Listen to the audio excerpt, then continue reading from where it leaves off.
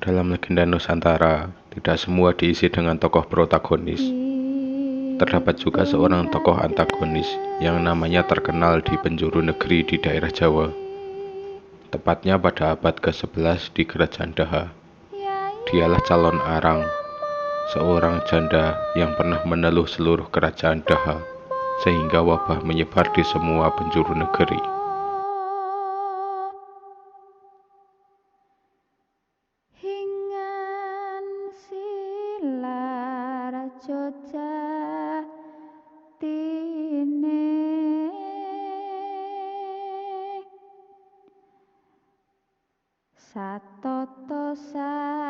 Alkisah hiduplah seorang janda di sebuah desa bernama Desa Girah, letaknya di pinggiran Kerajaan Daha. Janda ini memiliki putri yang cantik jelita bernama Dyah Ratna Manggali. Namun, karena sang ibu merupakan juru teluh, maka tidak ada satu lelaki pun yang berani untuk meminang Ratna Manggali. Merasa ditolak dan dikucilkan oleh masyarakat, Calon Arang murka. Bersama dengan murid-muridnya, Calon Arang memuja Bathari Durga agar diberi kekuatan untuk membalas dendam.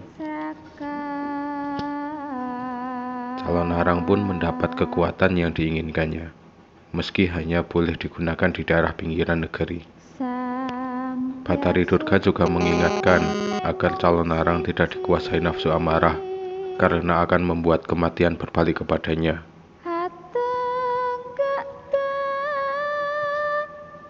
Beberapa waktu kemudian, wabah penyakit pun tersebar di sekitar Daha. Masyarakat yang ketakutan mengadu kepada Raja Airlangga. Sang raja segera mengutus pasukannya untuk membunuh Calon Arang. Namun sayang, mereka gagal. Banyak jatuh korban akibat kesaktian sang janda. Mengetahui keterlibatan istana, murka Calon Arang disasarkan ke seluruh negeri. Ia mempersembahkan daging manusia, memohon kembali pada Bathari Durga agar diberi kekuatan lebih untuk membalaskan dendam dan amarahnya.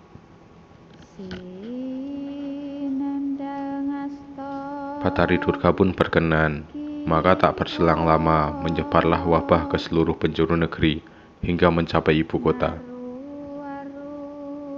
Raja Airlangga meminta bantuan kepada Empu Barada, seorang pendeta suci beraliran Tantra Kanan. Empu Barada lalu mengutus muridnya yang bernama Empu Bahula untuk melamar Ratna Manggali agar reda murka Calon Arang. Pernikahan Empu Bahula dan Ratna Manggali turut dibiayai oleh kerajaan. Namun, bukannya surut, amarah Calon Arang malah makin menjadi-jadi. Teluh semakin menyebar ke seluruh negeri. Hal ini mendorong Empu Bahula untuk meminta kitab Tantra yang sering digunakan Calon Arang lewat perantara Ratna Manggali. Kemudian dengan diam-diam ditunjukkannya kepada Empu Barada. Menurut Empu Barada, kitab Tantra Calon Arang adalah kitab untuk kebaikan, namun sengaja dialihkan ke aliran kiri oleh Calon Arang untuk menimbulkan malapetaka.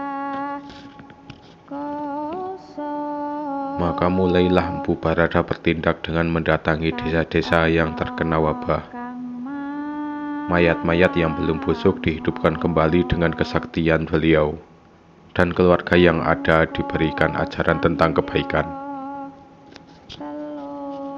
Makin lama wabah pun makin sirna, dan kemudian murid-murid Calon Arang bertobat dan berguru pada Empu Barada. Hingga pada akhirnya berhadapanlah Empu Barada dengan Calon Arang.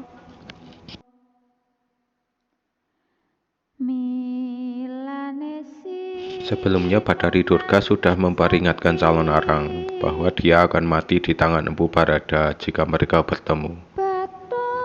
Maka tatkala pertemuan terjadi, Calon Arang memohon agar dirinya diruat untuk mensucikan diri dari segala dosa. Dikarenakan besarnya dosa Calon Arang, Empu Barada pun menolak. Mendengar hal itu, murkalah Calon Arang, dan terjadilah pertempuran dahsyat antara dua orang berilmu tinggi. Tatapan calon arang mampu menghancurkan pohon, namun itu tidak sama sekali tak mampu menyakiti Mpu Barada.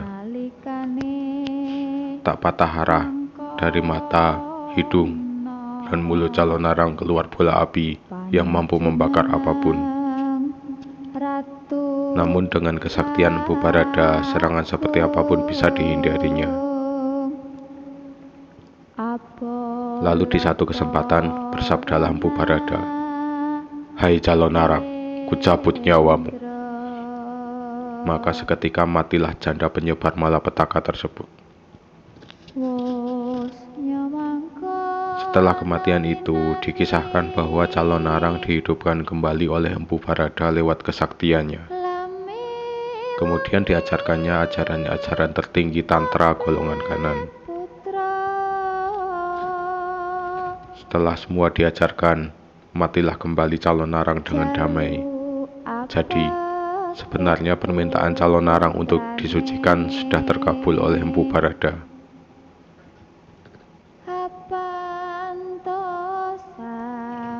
Beberapa waktu kemudian, Mpu Barada mensucikan wilayah tersebut, lantas dijadikan kedewa guruan. Ritual ruat kemudian dilanjutkan ke istana Raja Airlangga, ibu kota, lalu ke seluruh negeri.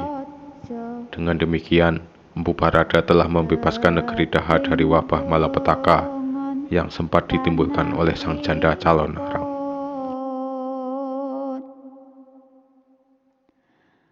Langkung